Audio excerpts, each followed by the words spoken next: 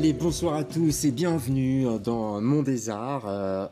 Tout d'abord, une bonne année à vous, une bonne année aux invités et à vous tous qui nous suivez. Une année qui commence avec tout de même une bonne nouvelle. Allez, c'est assez rare, une bonne nouvelle au chapitre des concerts. On a appris, il n'y a pas tellement longtemps, je crois hier ou avant-hier, que Placebo venait à Ronquières le 5 août prochain.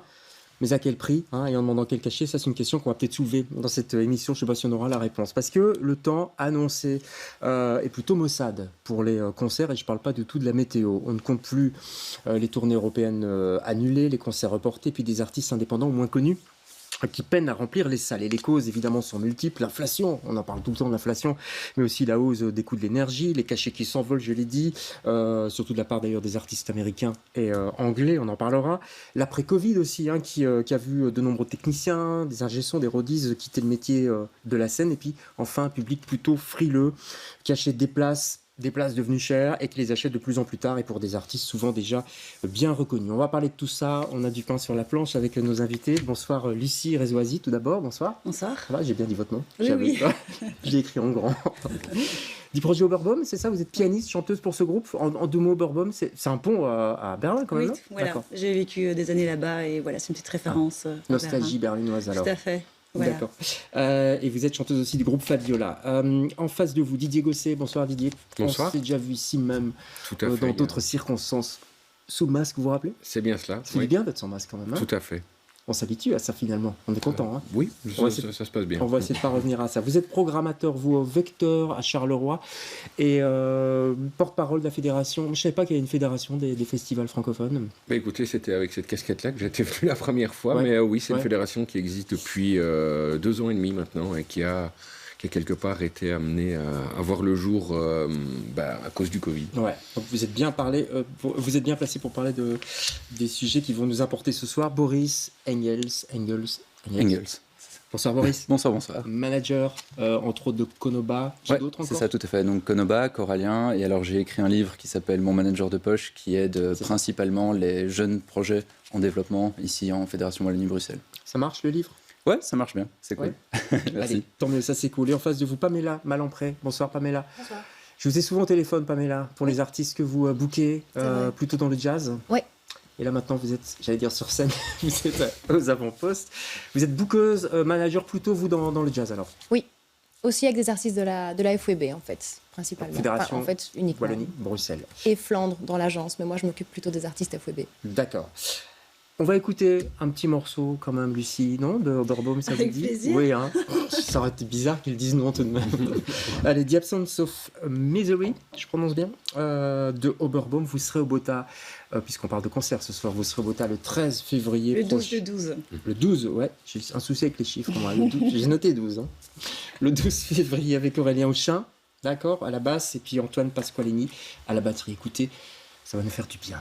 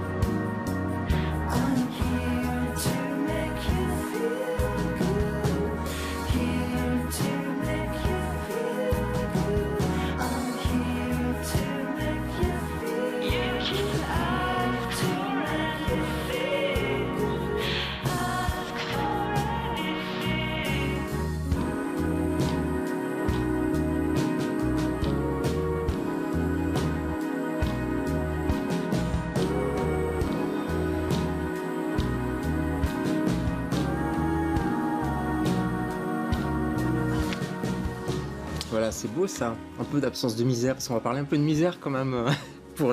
Sans aller trop loin, bien sûr, on va essayer d'être optimiste pour les concerts. Je rappelle donc un concert le 12 février. C'est bon, j'ai bien dit le 12. Ça va, les préventes? En fait, comme c'est la première fois que je fais ça, j'ai pas vraiment de comparaison. Moi, je suis assez contente, mais je sais aussi qu'il y a encore plein de gens qui doivent prendre leur place. Mais je peux dire les chiffres. Hein. Allons-y. Donc, il y a un Botta Kids le matin, il y a une 50aine de places vendues. Et pour le soir, il y a aussi une 50aine de places pour une salle qui fait 260. Donc, on est vraiment loin du compte. Moi, je me suis dit, en tant que groupe émergente, si j'avais 100 personnes, j'étais déjà très contente. Voilà. C'est pas mal. Je sais pas ce qu'en pensent les spécialistes. Voilà. C'est bien parti. En plus, Botta Kids, donc c'est pour les enfants, c'est ça? Oui. Donc souvent, si c'est 50, c'est peut-être les parents et puis les enfants. Puis des amis, je sais pas trop. On verra bien. On verra, mais je sais qu'il y a encore tous les gens que je croise doivent encore prendre leur place. Donc En tout cas, c'est ouvert et vous pouvez aller sur le site du Botta. Il y a des concerts annulés au Botta, il y a des concerts annulés un peu partout. En France, des grosses tournées internationales, vous avez suivi ça, j'imagine, hein, dans les infos. Icône de Bunnymen, Animal Collective, etc. Restion en Belgique, des annulations qui sont nombreuses aussi. Moi, j'ai noté le Queen Symphonique, je ne sais pas si vous voyez ce que c'est. C'est des reprises de Queen, c'était prévu au Palais 12 le 15 janvier. Et il n'y aura pas. Fever 333 à la baie, il n'y a pas. Michael Franti et Spearhead à la baie, supprimé. Shabazz Palace, supprimé. Qu'est-ce qui se passe, Didier, avec tout ça? Pourquoi toutes ces annulations? Je pense qu'on a en face de nous une superposition de facteurs. C'est évidemment une question que beaucoup de gens se posent. Ouais. Il y a une question économique, il y a une inquiétude qui est réelle. Hein. Je ne vais pas vous refaire l'histoire de l'inflation, de la flambée des prix de l'énergie. Il y a des nouveaux réflexes aussi qui sont sans doute apparus après le Covid. Les gens sortent moins. Les gens se décident beaucoup plus en dernière minute. Ouais. Et c'est quelque chose que je pense qu'on a pu voir avec les festivals, mais qu'énormément de salles voient aussi, c'est l'essentiel des ventes billetteries se font dans les jours avant l'événement. Même pour les groupes connus? C'est sans doute l'exception. Alors effectivement, et c'est ce qu'on a pu voir avec les festivals l'an dernier, les chiffres globaux, quand on compile le nombre de spectateurs pour tous les festivals, sont des chiffres très très impressionnants. Mais généralement, si on s'intéresse aux détails, on se rend compte qu'effectivement, ce sont les grosses têtes d'affiche qui ramènent énormément de monde. C'est quelque chose qu'on a pu voir par exemple aussi avec tous les concerts au Stade Roi-Baudouin l'été dernier, comme s'il y avait eu une symbolique de se retrouver vraiment littéralement tous ensemble pour un moment plus fusionnel. Là, tout le monde y allait, ça tout à fait, oui, ça a fait le plein, les chiffres étaient astronomiques à un tel point qu'on pense pouvoir dire qu'il n'y a jamais eu autant de gens dans les concerts en extérieur, que ce soit des festivals ou dans des stades, en Belgique que l'an dernier. Ouais. Maintenant, il y a un autre constat, c'est qu'effectivement tous les artistes plus découverts, peut-être moins confirmés ou en développement, appelons ça comme on veut, peinent nettement plus à vendre des tickets. Mais il y a ce réflexe qu'on voit, qui est très nouveau, c'est l'achat de dernière minute. Et on a un exemple quasiment extrême avec un festival bruxellois l'an dernier, qui est Balkan Traffic, qui en l'espace de 5 jours est passé de 60% de prévente, donc c'était un très mauvais chiffre, c'était le marasme, archi complet et puis le ça soir même. Donc c'est que les gens se méfient. Vous sentez ça aussi dans les réservations des artistes qui sont sur scène chez vous? Oui, tout à fait. Je rejoins ce que dit Didier, c'est que les artistes qui ont eu la chance de faire une belle carrière avant 2020 et avant la crise Covid ont encore pu se présenter dans un peu le tour de tous les festivals et créer une fanbase. Leur réputation, quoi. Voilà, c'est ça. Et donc ça permet de encore remplir les salles de manière relativement aisée. Maintenant, c'est tous les projets émergents qui se lancent depuis 2022 et là maintenant en 2023. Où clairement on sent que chaque concert devient un vrai challenge et le risque financier d'organiser en fait sa release party ou une tournée et de vendre des tickets en dernière minute peut parfois pousser le management ou le booking à annuler la tournée de peur du risque financier que ça représente. C'est ça, parce qu'il faut avancer de l'argent pour parler concrètement, c'est ça? Ça devient très risqué. Oui, ou même pragmatiquement, si finalement la date ne se remplit vraiment pas et que le soir même on se retrouve avec 20% de remplissage, ça devient ça devient vraiment problématique dans le budget de l'artiste, quoi. Ça c'est flippant pour les artistes, Pamela. Oui. Évidemment, c'est la grande peur, quoi. Oui, et puis il y a aussi tout le souci des voyages, réservation des billets d'avion ou des trains qui coûtent plus cher aussi. Et puis les tournées qui ont été reportées ou même qu'on essaie de monter maintenant, c'est très difficile qu'elles soient cohérentes géographiquement. C'est difficile d'avoir des lieux proches qui se suivent. Et donc... Pourquoi c'est devenu difficile? C'était déjà pas facile. C'est devenu encore plus difficile parce qu'il y a un embouteillage de projets comme il n'y en a jamais eu. Je pense que donc beaucoup de tout ce qui a projets... été bloqué pendant le Covid, c'est comme si on ouvrait les vannes, quoi. Oui, et puis je crois qu'il y a eu beaucoup de projets créés pendant le Covid aussi, forcément. Ouais. Et je crois qu'il y a de plus en plus d'artistes et de bons musiciens. Il y a de plus en plus de conservatoires.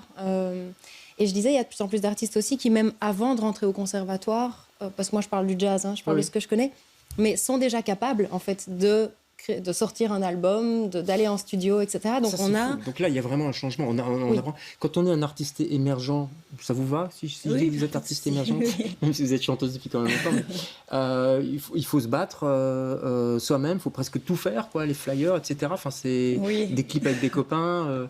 C'est un peu ça. Bon, moi, le projet, il a vraiment vu le jour il y a plus d'1 an. Ouais. Et effectivement, au début, c'est un peu, je vais dire, bout de ficelle, mais très beau bout de ficelle, on va dire. C'est quoi très bout de ficelle? C'est-à-dire que oui, au début, on demande à son réseau autour de soi, sans budget. Et puis, c'est un peu l'art de la débrouille. Pour le booking, c'est pareil. C'est vraiment envoyer soi-même des mails. Moi, j'ai de la chance d'avoir déjà joué dans d'autres groupes et donc de pouvoir avoir des conseils d'amis, etc. Maintenant, moi, je voulais rebondir sur ce que disait Pamela par rapport au nombre de projets qui ont éclos, ou c'est toi qui disais, je ne sais plus, pendant le Covid. En fait, je trouve ça hyper émoustillant. Enfin, vraiment, le fait de... Il y a vraiment... Parce qu'on on se bat pour son propre projet, mais j'ai aussi l'impression qu'il y a une entraide, une espèce de solidarité. C'est pas on se bat les uns contre les autres. Ça peut-être sonner bisounours ce que je dis, mais vraiment c'est hyper stimulant en fait de voir qu'il y a une effervescence de plein de groupes de styles différents qui s'éclatent dans plein de styles différents et de qualité. Je trouve qu'il y a un renouveau pour le moment. C'est hyper agréable en fait. Oui, on ne devrait jamais dire il y a trop d'artistes en fait. Non. Mais du coup, évidemment. Non, mais est-ce qu'il y a de la place pour tout le monde? Mais j'ai aussi ça par contre. Je ne sais pas, Didier, s'il y a suffisamment de... La réponse est mathématique, malheureusement non. Que chaque festival, chaque salle a un nombre plus ou moins déterminé et fermé de places disponibles pour les concerts.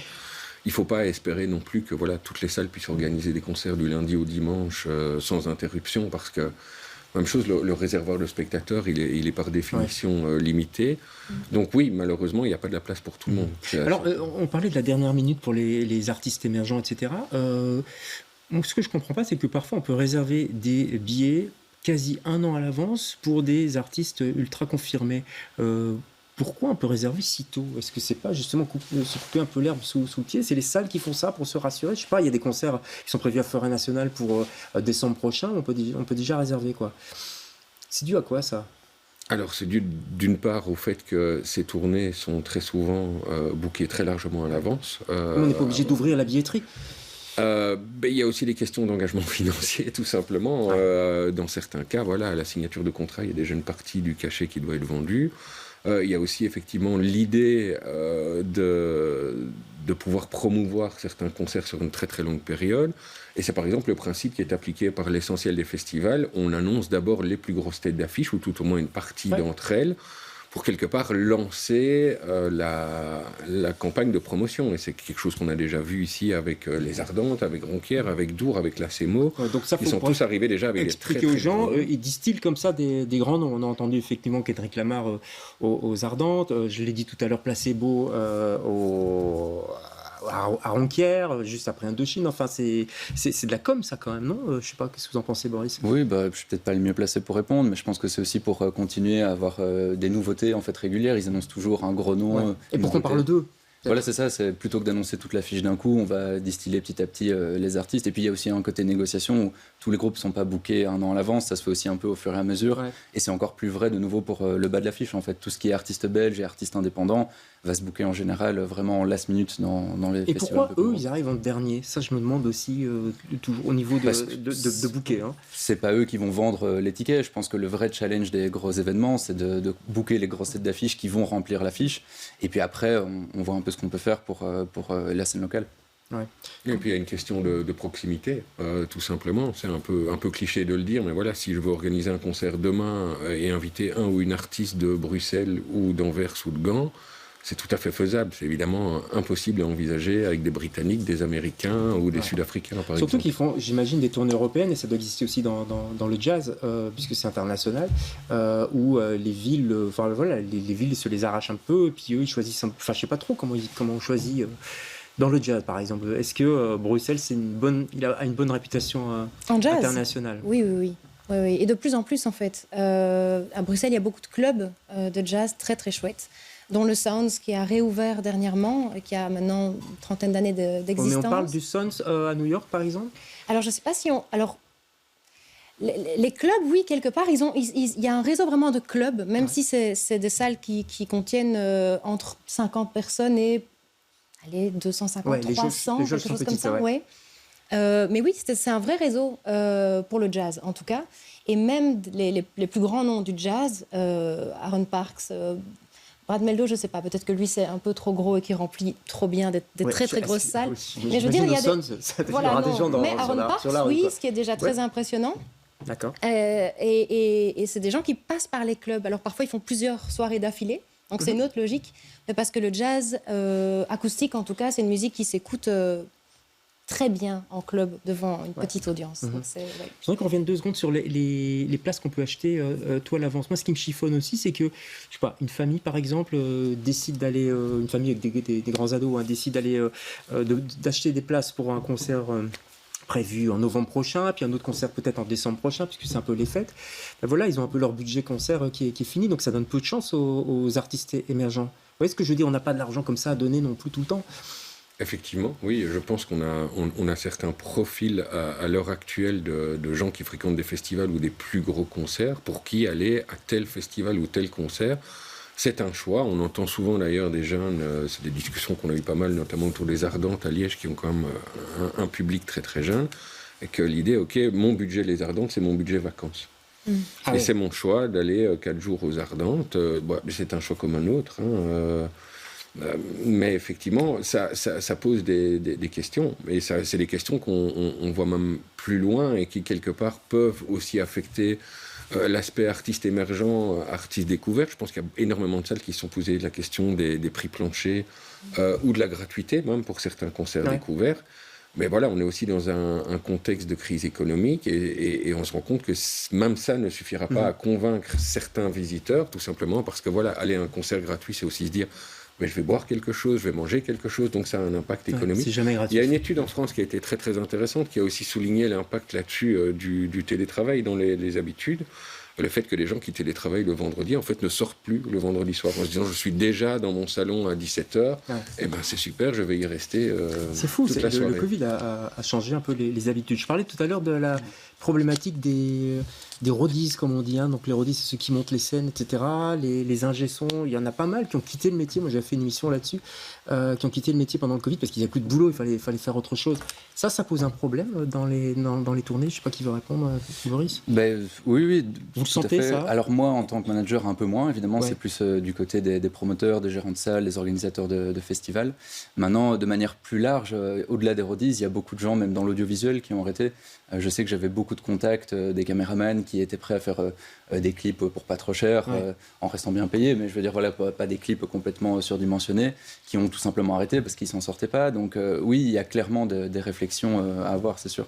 Lucie, vous confirmez ça? Vous travaillez un peu dans la télévision aussi, que voilà, il y a des gens qui ont changé de métier carrément, vous le sentez? Moi, je l'ai pas senti personnellement, et en tant qu'artiste à mon niveau, c'est pas quelque chose que j'ai vraiment ressenti. Par contre, moi, je sens par exemple dans la pénurie des ingé-sons au niveau de la musique, parce que justement, il y a beaucoup de live et voilà, ils ont tous des agendas très chargés, ils travaillent tous beaucoup, tous et toutes. En même temps, on se dit, quand on regarde un peu la situation du monde de la musique, c'est que les concerts, c'est quand même indispensable aujourd'hui. Les ventes, l'argent rentre plus par les... On n'achète plus de disques, ou très peu, peut-être en jazz, c'est peut-être une niche encore un peu différente, mais globalement, alors les plateformes, on reçoit des royalties extrêmement volatiles. Donc les concerts, c'est un truc indispensable pour les artistes. Alors, indispensable, mais je pense qu'il y a aussi En fait, c'est aussi à l'artiste de devenir artiste entrepreneur, en fait. Donc clairement, là, on est dans une période de crise. On sait que les tournées, les concerts sont compliqués et qu'on se retrouve face à un mur quand on lance son projet là en 2023. Je pense que l'embouteillage vient du fait aussi que la musique est beaucoup plus accessible qu'avant. Là, avec un ordinateur entrée de gamme, un logiciel de musique et quelques plugins, on peut faire des prods qui sont vraiment cool. Et je crois que ça participe justement à la masse de nouveaux projets qui arrivent là maintenant. Je pense qu'il faut jouer avec les codes actuels. Il y a ce mur qui est présent. Par contre, il y a une ouverture avec les algorithmes comme TikTok, Instagram Reels et tout ça. Et c'est un des boulots de l'artiste actuellement de devenir artiste entrepreneur et d'être capable d'aller au-delà de la musique et de commencer à vraiment gérer sa communication et sa gestion de projet. Vous êtes en train de nous dire que les concerts, c'est pas spécialement la panacée, il y a autre chose pour les artistes? Alors clairement, comme vous le disiez, les concerts, ça reste une grosse part des rentrées financières de l'artiste. Donc on espère que ça revienne à une sorte de normalité cette année-ci ou l'année prochaine. Ça, c'est à voir. Maintenant, en attendant, si on lance un projet maintenant, il faut juste se rendre compte qu'il y a ce blocage. Maintenant, c'est pas pour ça qu'il faut rien faire en 2023 et attendre que les choses passent. Je prends des artistes plus jeunes dans mon catalogue avec qui on travaille très fort le positionnement en storytelling sur les réseaux sociaux. On arrive à faire des énormes chiffres sur TikTok, Instagram, ce qui nous permet après d'engager un attaché presse qui va convaincre les radios de passer nos singles en radio, et la radio continue à générer quand même des revenus en droit d'auteur qui sont conséquents. D'accord. Donc il y a des blocages, mais il y a des solutions qui peuvent être envisagées, même si c'est évidemment pas le métier principal de l'artiste. Ouais. Je voudrais qu'on revienne un peu au concert. Je parlais tout à l'heure, je disais qu'on avait appris que Placebo venait à Ronquière. Youpi, ça doit être cher quand même, Placebo, non? Surtout que effectivement les artistes anglais avec le Brexit, avec les complications administratives c'est compliqué quoi. Ça explique pas mal d'annulations aussi. Vous avez je sais pas, vous imaginez un prix vous voulez pas le dire peut-être? Ce sera clairement une somme à 6 chiffres. Là-dessus, on est très clair. Tout le monde est en train de calculer. Non, mais il faut savoir. Pour la parenthèse, c'est assez intéressant de le souligner. On trouve souvent sur Internet toutes ces listes de combien coûte un artiste. Tout se négocie. Un concert un lundi soir en province ou un concert un samedi soir à Londres, ça n'a pas le même prix. La volonté de l'artiste de, par exemple, vraiment jouer là ou de ne pas être très intéressé de jouer là va avoir un impact. Tout se négocie. Donc venir dire tel artiste, c'est forcément autant qu'ils l'ont payé. Non, il y a des variations. D'accord. Comment ils font alors, par exemple, à Ronquière, l'affiche est quand même Placebo, Indochine, Louise Attaque, Franz Ferdinand, Benjamin Biolay, enfin il y en a plein. C'est 129 € pour un pass 3 jours. C'est pas cher en fait. Donc comment ils arrivent à joindre les deux bouts, comme on dit? J'ai envie de dire en remplissant le site, tout simplement. C'est-à-dire en vendant tous les tickets. Cette année-ci, Ronquière va très très légèrement s'élargir. Donc on va passer sur une capacité cumulée, puisqu'ils sont passés de 2 à 3 jours l'an dernier. On va passer de 66 000 à 75 000 personnes. Ronquière, c'est, entre guillemets, refait une santé aussi, en ce sens, pour ceux qui s'en souviennent, quand on a pu rouvrir les festivals à l'été 2021, le fameux pass sanitaire. Ils ont une petite porte là. Ils ont eu cette porte, et Dieu sait s'ils se sont battus aussi pour l'avoir. Je crois que l'équipe d'organisation a été en enfer plus d'une fois pour que ça puisse se faire. Mais ça a fait de Ronquière le plus grand festival belge de 2021. Et ça a été les premiers aussi à finalement ressortir sur une logique classique. C'est-à-dire que dès l'an dernier, dès 2022, ils ont pu réorganiser un concert sans tomber sur toute cette logique de la fameuse loi d'Hermann qui avait fait que des tickets parfois achetés en 2019 étaient devenus des bons à valoir, qui pour certains festivals n'ont toujours pas été exigés. Et donc voilà, il y a cette volonté de développement et d'investissement. Je n'ai aucun doute quant au fait que le prix du ticket suffit largement à couvrir les cachets de tous les artistes. Et quant au fait que ça va se remplir cet été à Ronquière, on doit être inquiet pour eux. Ça coûte cher de faire un concert? Pour les artistes eux-mêmes. Pour vous, par exemple. Là, vous êtes au Bota le 12. Ça coûte cher? La question est simple. Mais là, pour le coup, on a un bon cachet. Donc je ne vais pas me plaindre sur cette date du Bota qui est vraiment une exception dans les autres concerts qu'on a fait. Après, ce qui est compliqué aussi, c'est qu'ici, on est un groupe, mais c'est mon projet, donc je tiens, moi, évidemment, à rémunérer mes musiciens, et quand il n'y a pas assez, je ne me prends rien. D'accord. Ça, c'est sûr. Et puis, il faut louer un van, etc. Donc, ça engage aussi des frais. Pour le moment, oui, je peux dire que le projet me coûte plus d'argent qu'il m'en rapporte, c'est sûr. D'accord, donc il vaut mieux avoir un métier à côté. Oui. Dans le cas d'artistes émergents. Jeune talent, vous n'aimez pas à ce moment. Je ne suis pas très fan de jeunes talents. C'est ringard en plus. Très très rapidement, c'est la fin. Oui, et puis j'allais dire simplement que le risque est très différent dans le cadre d'un booking de date ou de la production d'une date. Donc par exemple, vendre un concert à des festivals et essayer de faire en sorte qu'une tournée soit rentable, c'est un calcul. Et puis il y a l'autre calcul de produire la sortie de son album, où là il y a vraiment tous les risques en fait, que l'artiste va prendre à sa charge. Je vois Pamela qui acquiesce. On prend des risques dans le milieu du jazz aussi. Oui, et très souvent les leaders aussi sont face à cette question du financement et à Dans le jazz, la particularité, c'est que souvent, chaque musicien a plusieurs groupes, en tant que leader, mais aussi en tant que sideman. Oui. Et donc, souvent, quand ça marche plus ou moins bien, il n'a pas besoin d'un autre métier, mais il a besoin d'autres groupes. C'est ça. Donc Donc, souvent, c'est vrai, on voit, je vois Toine Taïs, par exemple, qui joue dans son groupe, et puis on le voit dans un autre groupe. C'est typique du il jazz. est leader d'énormément de projets, Toine. Ouais. Pour le coup, il est très prolifique. Ouais. Mais il y a Antoine Pierre, par exemple, dont je m'occupe, il a plusieurs projets à lui, mais il est aussi sideman dans d'autres projets, comme Taxi Wars, etc.